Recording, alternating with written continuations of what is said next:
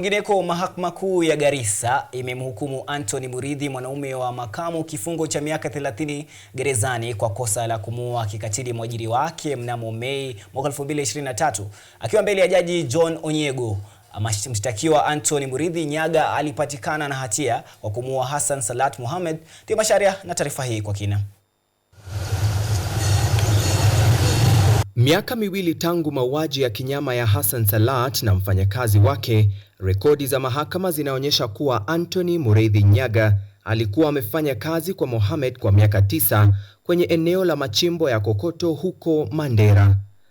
Hata hivyo, baada ya serikali kupiga marufuku uchimbaji wa kokoto kutokana na ongezeko la mashambulizi yanayohusishwa na Al-Shabaab, Mohamed alimuomba Nyaga apumzike hadi shughuli hizo ziruhusiwe tena.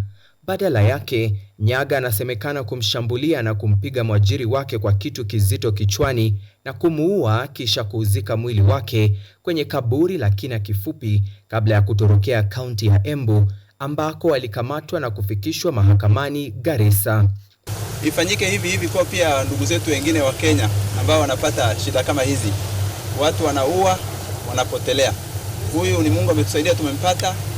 Na tumefanya bidii kama familia, tumemtoa Mbere huko kwao baada ya kumuua ndugu yetu kule sehemu ya Mandera na kutoroka kilomita zaidi ya 1000.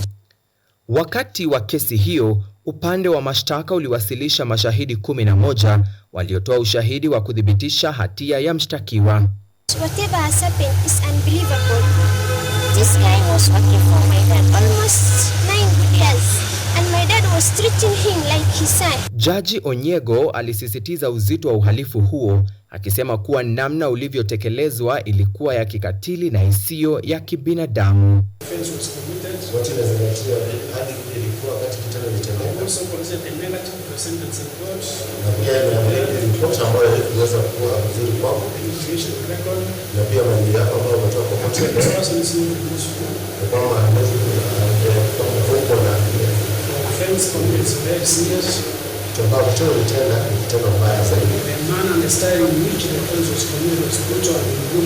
Ingawa familia marehemu ilikaribisha uamuzi wa mahakama, walihisi kuwa kifungo cha miaka 30 kilikuwa adhabu nyepesi ikilinganishwa na mateso ya kihisia walioyapitia tangu kuuawa kwa mpendwa wao.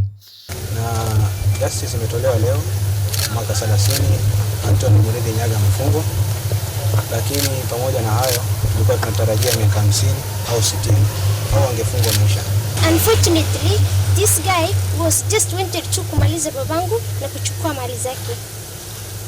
Finally, today, with the truth and with the fact, justice is served. Ingawa hukumu hiyo imeleta utulivu kiasi kwa familia, walitangaza kwamba watapinga jaribio lolote la mshtakiwa kukata rufaa dhidi ya uamuzi huo, wakisema kuwa bado hawajapona kutokana na mkasa huo hata baada ya miaka miwili. Walisisitiza kuwa haki lazima itendeke kikamilifu.